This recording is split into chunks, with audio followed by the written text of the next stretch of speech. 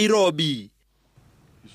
From Uganda to Tanzania, where another Kenyan family is mourning the death of their kin in the just concluded tumultuous presidential election.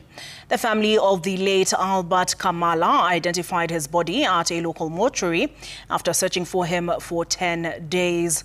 This confirmation of death comes as two Kenyans arrested, detained and freed from police custody in Tanzania recounted their 10-day ordeal in the neighbouring country. Brenda Wanga has more.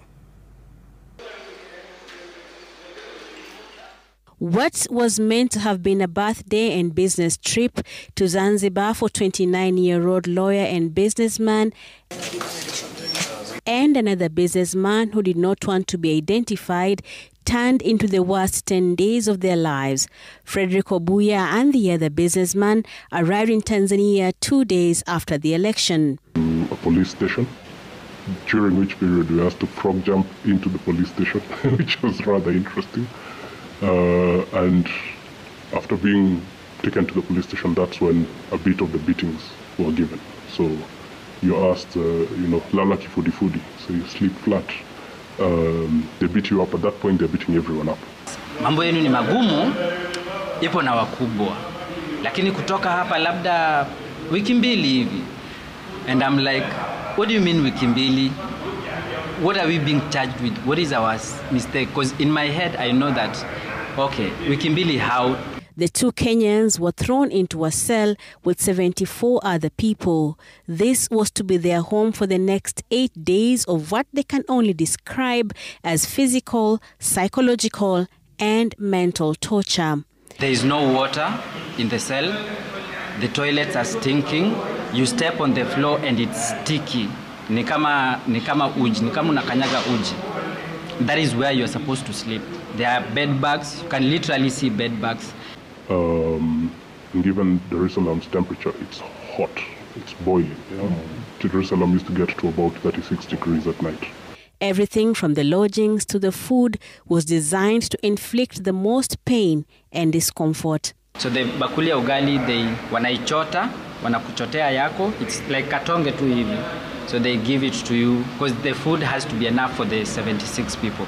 So wanakuchotea yako, wanakupa, anakupa, and then a dish of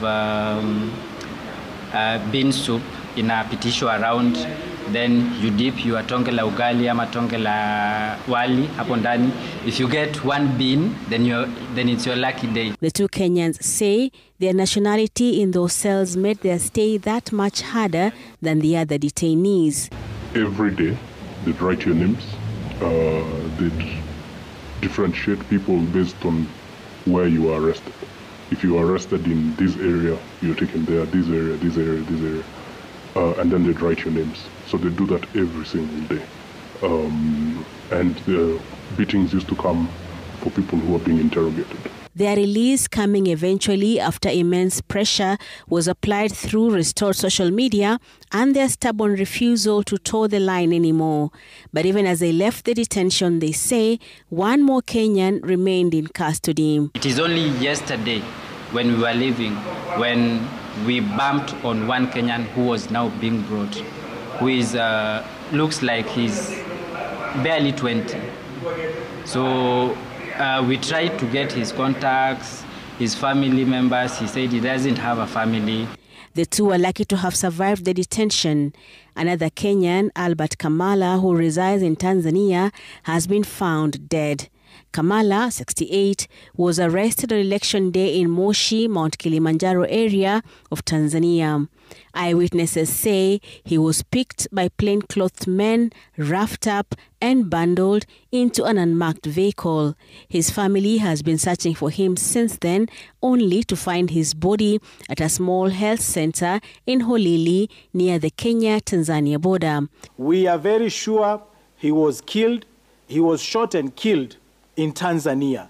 That body is in Tanzania.